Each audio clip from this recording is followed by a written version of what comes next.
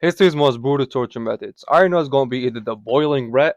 I think the blood eagle, where they take your lungs and they ugh.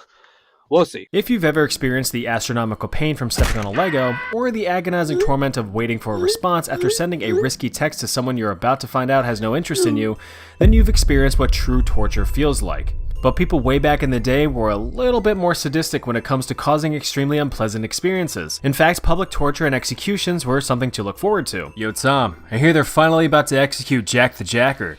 You coming? No, but I bet he is. Anyway, I gotta go catch a movie with my third wife. Maybe next time. Catch a what?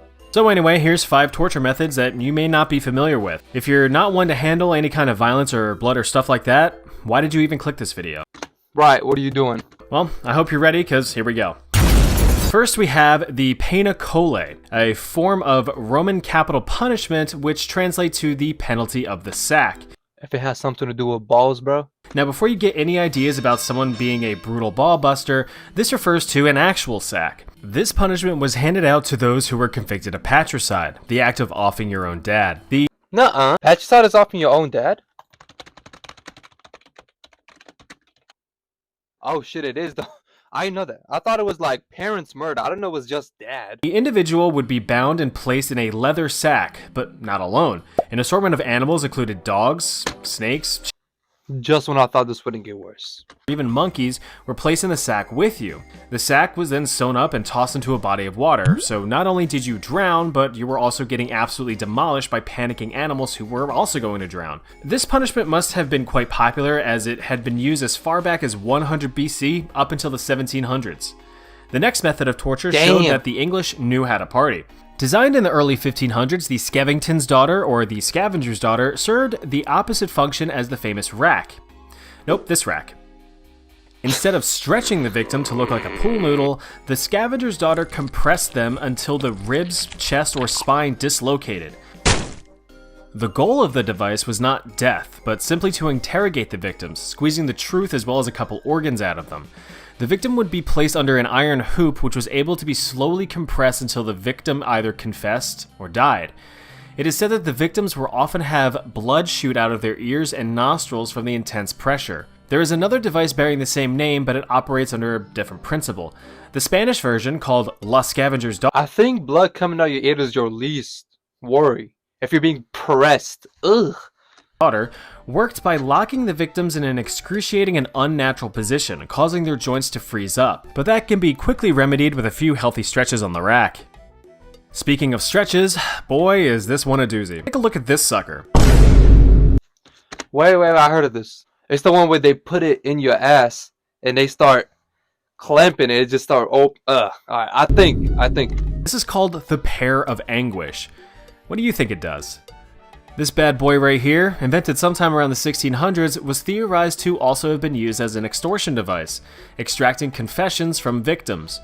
Leaving little to the imagination, the device is thought to have been inserted into the mouth. Okay, I wasn't too far.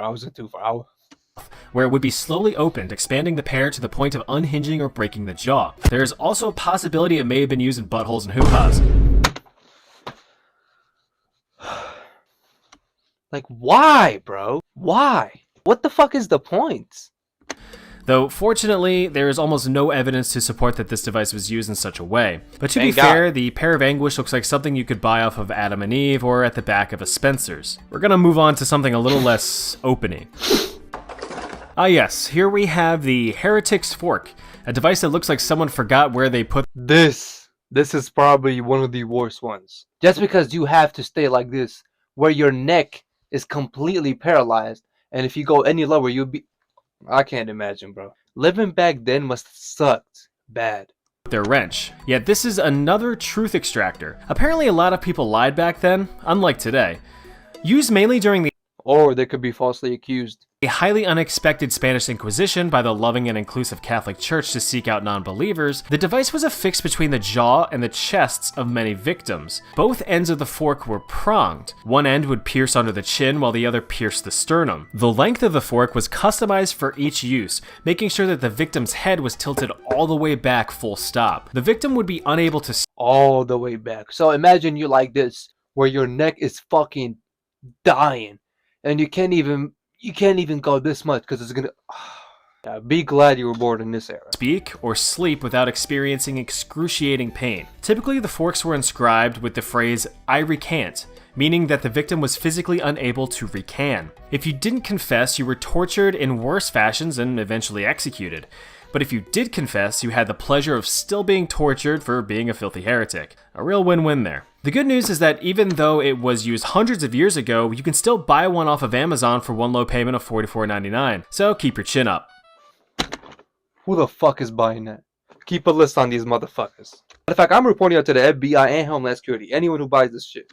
Okay, folks, last one. You having a good time? The Blood yeah, Eagle. you are. Blood the Eagle or the execution rat? method called Ling Chi has been used for over No, there's a way worse one. 1,000 years, which is appropriate because it's also known as the death by 1,000 cuts. Reserved for only the most heinous of crimes, this form of punishment was used in China from the year 900 up to the early 1900s. Generally, the guilty would be restrained on a wooden post with one or multiple executioners cutting into them, usually starting off with small, slow incisions to maximize suffering, and then continuing on to larger and more damaging cuts, sometimes even severing whole limbs toward the end. Right, the small cuts wouldn't kill you bloodlust, but as soon as they start cutting limbs, you'll die from the bloodlust. So I guess that would be fucking crazy to go through. Executions could be as quick as 20 minutes or as long as 3 days. Not only was the permanent damage to the human body bad for the victim while they were alive, obviously, but it was also believed that the damage inflicted would carry on into the afterlife, condemning them to be sliced and diced as a spooky spirit.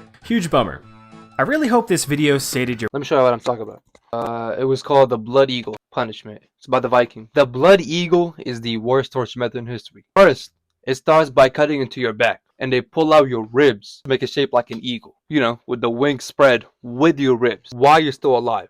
Then they would hang you on a tree or a cross or whatever, dangling while you were just getting dropped down. Oh my god. Another one with the rat, they would lay you still, tie your hands and legs where you can't move, and they put a metal bucket, and inside the bucket they put a rat, and they start heating the metal, and the rat has no choice but to dig through your stomach. Let me show you a clip.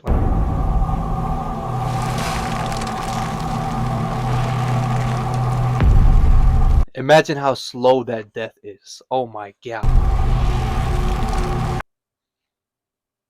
Holy fuck, man.